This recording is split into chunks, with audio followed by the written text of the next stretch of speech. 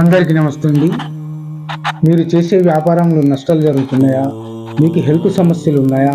Court కేసులు ఉన్నాయా? శత్రువు వాదనలతో బాధపడుతున్నారా?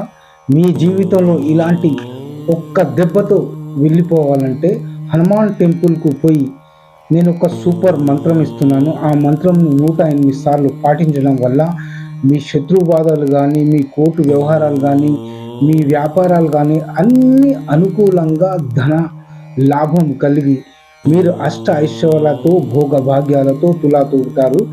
మంత్రం చెప్తున్నాను. ఓం రాం దూతాయే నమః. ఓం రాం దూతాయే నమః.